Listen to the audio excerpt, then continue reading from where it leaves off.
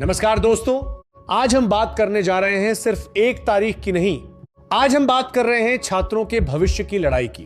1 फरवरी 2026 देश भर में भारत बंद का आह्वान, सड़कों पर छात्र, कॉलेजों में तालाबंदी और सोशल मीडिया पर एक ही सवाल, क्या यूजीसी का नया कानून शिक्षा सुधार है या भेदभाव का नया अध्याय? आज के इस वीडियो में हम पूरा मामला समझेंगे, जनरल कैटेगरी के छात्रों की बात सुनेंगे, आरक्षित वर्ग और कमजोर वर्ग क्या कह रहे हैं वो जानेंगे, सरकार का पक्ष समझेंगे और यह भी देखेंगे कि इस कानून से फायदा किसे, नुकसान किसे और असर किस पर पड़ेगा। सबसे पहले समझते हैं मूल मुद्दा। यूजीसी यानी यूनिवर्सिटी ग्रांट्स कमीशन, देश की उच्च शिक्षा का रेगुलेटर, 2025 के अंत में यूजीसी ने नई शिक्षा नियमावली संशोधित गाइडलाइंस जारी की।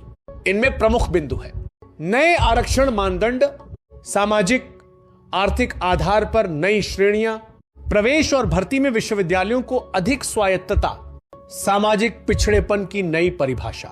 यहीं से विवाद शुरू होता है। अब आते हैं उस वर्ग पर जो आज सड़कों पर सबसे ज्यादा है।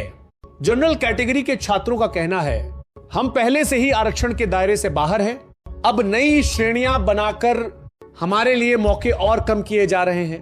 उनके मुख्य तर्क, मेरिट का नुकसान, कट ऑफ, पहले ही बहुत ज्यादा अब सीटें और कम होंगी, पहले से आरक्षण पाने वाले वर्गों को नई सूची में शामिल करना, इससे डबल बेनिफिट का आरोप, आर्थिक कमजोरी को सही तरीके से नहीं देखा गया, गरीब जनरल छात्रों को पर्याप्त लाभ नहीं, प्रतियोगी परीक्षाओं में असमानता, मेहनत बराबर अवसर असमान। इसी गुस्से के चलते उत्तर प्रदेश, बिहार, राजस्थान, मध्य प्रदेश, हरियाणा जैसे राज्यों में छात्र सड़कों पर हैं। अब जरूरी है कि हम दूसरी तरफ की भी बात सुने। आरक्षित सामाजिक रूप से पिछड़े वर्ग क्या कहते हैं? उनका कहना है, भेदभाव सिर्फ परीक्षा में नहीं होता, भेदभाव सामाजिक ढांचे में होता है। उनके तर्क, समान अवसर अब भी नहीं, स्कूल स्तर पर गुणवत्ता की भारी कमी, संसाधनों की असमानता, सिर्फ मेरिट से सब तय नहीं हो सकता जब शुरुआत ही अलग अलग है। नई श्रेणियां सामाजिक सच्चाई को दर्शाती हैं। जाति, क्षेत्र, परिवार की स्थिति का असर। यह कानून समावेशन, इंक्लूजन के लिए है, एक्सक्लूजन खत्म करने का प्रयास। कुछ छात्र संगठन कहते हैं, अगर ये बदलाव नहीं होंगे तो शिक्षा सिर्फ अमीरों और ताकतवरों तक सीमित रह जाएगी। अब सवाल, सरकार और यूजीसी क्या कहती है? यूजीसी का आधिकारिक बयान, यह कानून शिक्षा सुधार के लिए है, इसका मकसद समान अवसर देना है, किसी वर्ग के खिलाफ नहीं। सरकार का कहना है, विश्वविद्यालयों को ज्यादा स्वतंत्रता, शिक्षा का सामाजिक न्याय से जुड़ाव, भविष्य की जरूरतों के अनुसार नीति, लेकिन अब तक स्पष्ट संवाद की कमी और स्टूडेंट कंसल्टेशन ना होना सबसे बड़ा विवाद बन गया है। अब बात करते हैं 1 फरवरी 2026 भारत बंद की।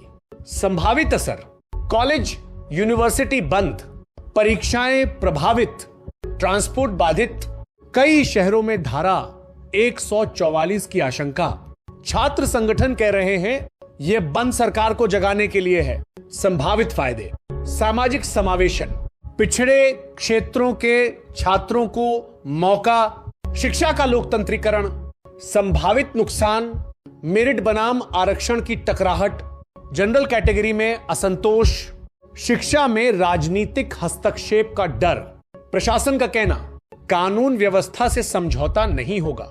दोस्तों, यह लड़ाई किसी एक वर्ग की नहीं है, यह लड़ाई है न्याय बनाम अवसर, मेरिट बनाम सामाजिक सच्चाई, नीति बनाम जमीनी हकीकत। सवाल सिर्फ यूजीसी कानून का नहीं, सवाल है भविष्य की शिक्षा व्यवस्था का। आप क्या सोचते हैं? क्या यह कानून जरूरी था या इसे लागू करने से पहले छात्रों की राय ली जानी चाहिए थी? अपनी राय कमेंट में जरूर लिखिए। वीडियो पसंद आए तो लाइक, शेयर और चैनल सब्सक्राइब जरूर करें। जय हिंद।